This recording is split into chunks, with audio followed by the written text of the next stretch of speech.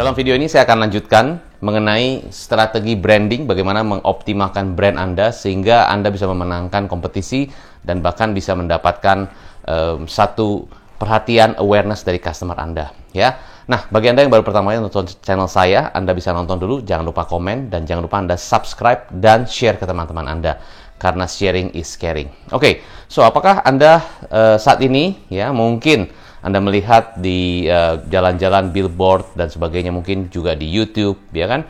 TikTok, Guardians of the Galaxy, ya. Guardians of the Galaxy adalah satu epic juga dari trilogi Guardians of the Galaxy. Saat ini yang ketiga. Seberapa Anda melihat trailer ataupun juga promotional tools yang dilakukan dan seberapa activity juga yang mereka lakukan secara branding, ya. Apa yang mereka lakukan sebetulnya?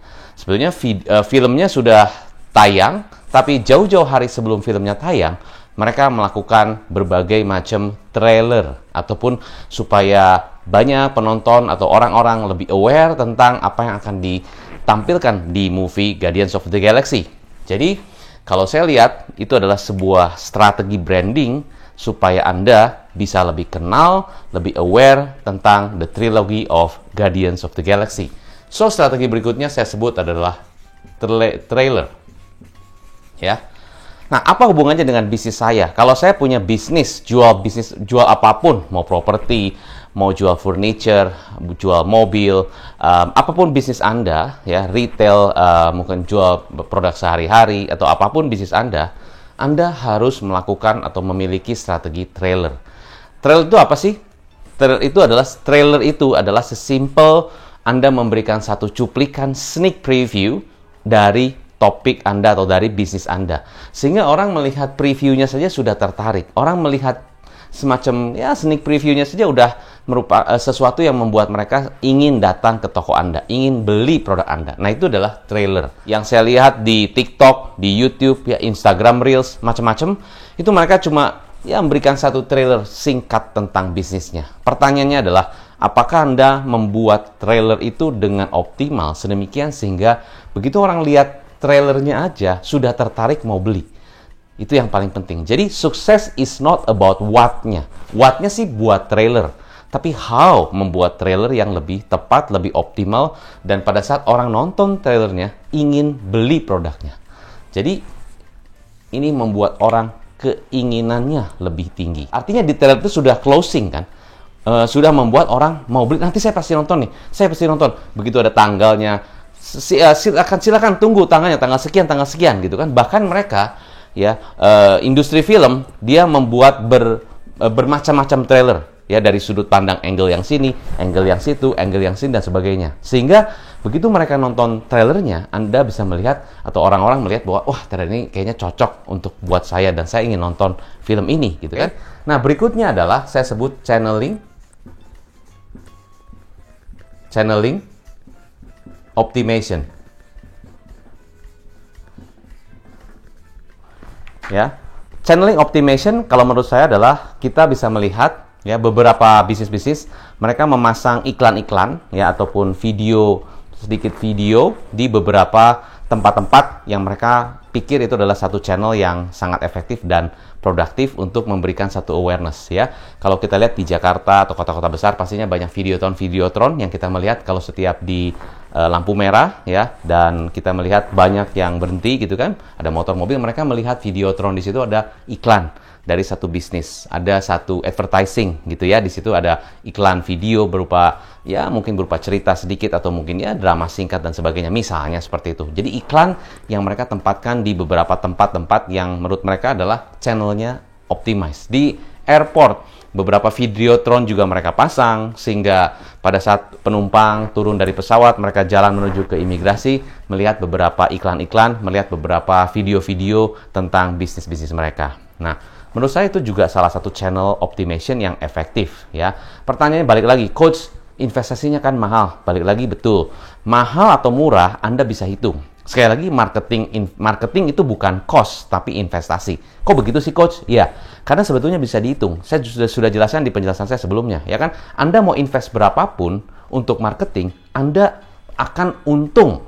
Kenapa akan untung? Karena pasti Anda create awareness. Ya, coach kalau gratisan aja gimana? Ya boleh gratisan, tapi gratisan mungkin akan berbagai macam bisnis pun sama-sama mengadvertise di sana karena gratis. Biasanya kalau gratis banyak yang akan invest.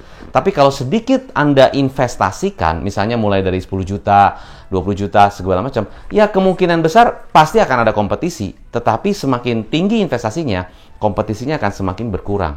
Coach, kalau gitu berarti saya harus punya dana investasi marketing yang cukup besar. Ya tergantung, balik lagi ya kan. Kalau Anda ingin mendapatkan awareness yang tinggi, Anda ingin mendapatkan satu branding awareness ya dari customer Anda atau calon customer Anda, bisa jadi mungkin Anda harus investasi. Ya balik lagi, hitung ya berapa banyak yang lihat, dan dari yang lihat itu seberapa banyak yang interest untuk mereka mau minimal ya telepon atau hubungi nomor Anda. Jadi tetap ada call to action-nya, hubungi nomor telepon ini atau follow kami atau apa dan sebagainya, tetap ada call to action. Walaupun mungkin Anda di situ tujuannya cuma memberikan awareness, tapi saran saya tetap ada semacam call to action. Bisa jadi follow kami, subscribe di sini, download sekarang. Saya rasa itu udah banyak sekali, tapi intinya adalah untuk mengukur berapa banyak orang yang lihat iklan Anda atau lihat advertising Anda dan mereka action untuk hubungi dan untuk cek ke misalnya aplikasi atau download aplikasi bisnis Anda. Yang saya juga menarik adalah podcast. Podcast ini mulai banyak orang dengerin ya. Jadi zaman dulu mungkin orang masih denger radio, tapi zaman sekarang podcast sudah menjadi satu lifestyle di mana anak-anak muda ataupun beberapa segmen market tertentu mereka setiap hari dengerin podcast. Nah, podcast itu juga bagus juga karena create semacam tribe ya, saya sebut tribe ataupun listeners ya, yang mereka sudah sering setiap hari mendengarkan podcast, bahkan ada komunitas-komunitasnya. Nah, kalau menurut saya itu adalah satu bentuk tribe atau market sendiri. Jadi misalnya Anda buat satu podcast ya, di situ Anda ya boleh cerita tentang apapun itu, tentang bisnis atau tentang psikologi atau tentang ekonomi dan sebagainya. Tapi setiap mungkin Anda lakukan rutin setiap hari, bisa jadi pagi ataupun malam atau 2 hari sekali. Ya di mana di sana Anda punya pendengar-pendengar yang memang setia dengerin podcast Anda. Nah, Anda secara nggak langsung ataupun secara langsung Anda create tribe Anda ya, komunitas pendengar yang setia dengerin podcast Anda. Nah, apa artinya? Misalnya Anda punya komunitas sekitar, misalnya 200.000 pendengar setia atau 500.000 pendengar setia. Artinya, itu besar sekali. Itu market Anda sendiri. Berarti Anda create kolam sendiri. Itu contoh aja. Ya, Anda juga bisa bikin konten di YouTube, misalnya salah satunya. Kalau Anda nonton YouTube saya, ataupun di TikTok, macam-macam. Anda bisa create your own tribe, your own market. Di mana market tersebut adalah market yang loyal terhadap brand Anda, terhadap produk Anda. Nah, itu juga bisa. Jadi channeling optimization bisa jadi di podcast, bisa di radio, bisa di YouTube, di TikTok, whatever it is, ya. Jadi intinya adalah Anda bisa mengoptimalkan channel bukan untuk konversi, bukan untuk customer langsung beli, tapi Anda bisa create semacam tribe ya, komunitas di mana di sana itu market Anda sendiri dan mereka begitu setia dan loyal. Artinya mereka mungkin tahu kompetitor tapi mereka lebih condong atau setia untuk brand Anda. Oke, yang ketiga adalah canvassing. Canvassing. Ya. Kalau Anda lihat canvassing yang dilakukan oleh salah satu perusahaan Anda tahu Yakult ya, kalau saya boleh sebut brandnya. Yakult itu melakukan canvassing ya dengan ibu-ibu yang setiap hari ya mendorong rodanya masuk ke perumahan-perumahan untuk ya awareness, bisa jadi awareness, bisa jadi mungkin setiap hari dia datang ke perumahan tertentu, bisa jadi yang beli ya mungkin nggak terlalu banyak, mungkin ya, atau mungkin bisa banyak sekali tergantung cuaca dan momen misalnya begitu kan. Tapi mereka melakukan canvassing setiap hari ya, masuk ke perumahan, masuk ke jalan-jalan perumahan-perumahan tersebut, bahkan ke rumah-rumah ya, mereka melakukan canvassing, membawa roda sambil bawa produknya.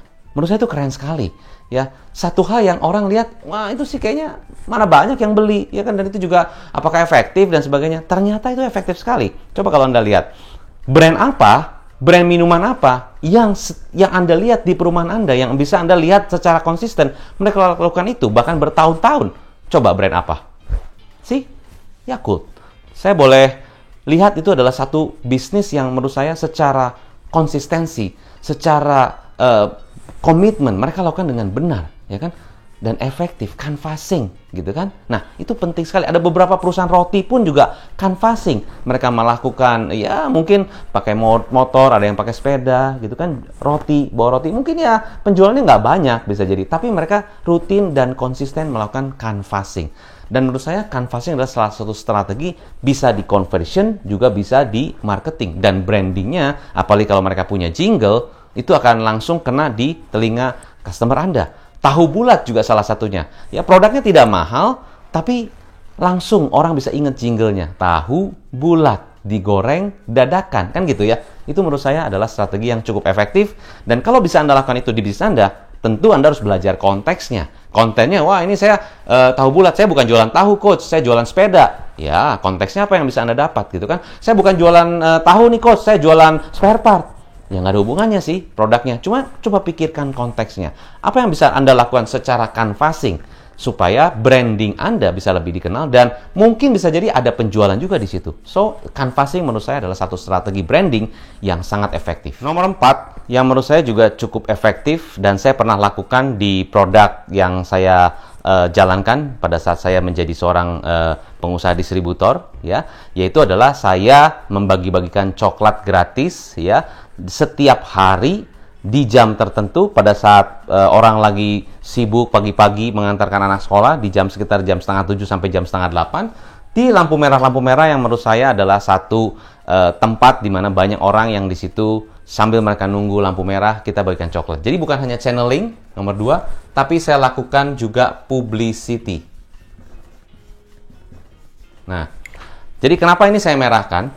Karena publicity itu adalah bisa jadi sesuatu yang bisa viral. Apalagi kalau Anda lakukan dengan cara yang berbeda. Saya waktu itu lakukan bagi-bagi coklat. Saat itu belum umum coklat dibagi-bagikan. Tapi waktu itu saya bagikan coklat di setiap lampu merah yang memang banyak kendaraan di sana. Saya bagi-bagi coklat, ya. Dan mereka sambil nunggu, sambil mendapatkan coklat di pagi hari di jam 6:30 sampai 7:30. Nah, ternyata banyak orang yang aware tentang produknya, mencicipi, dan akhirnya mereka menjadi satu branding yang masuk ke dalam mindsetnya mereka. Dan itu menjadi satu kekuatan brand juga, karena publisitasnya jelas.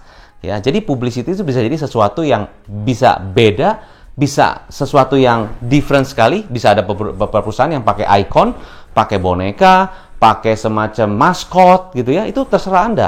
Jadi ada publicity yang dilakukan, ya bisa jadi viral video, macam-macam. Tapi intinya adalah publicity itu untuk membuat orang yang tadinya nggak tahu, gara-gara nonton video Anda, gara-gara lihat sesuatu yang berbeda, itu jadi sesuatu yang viral.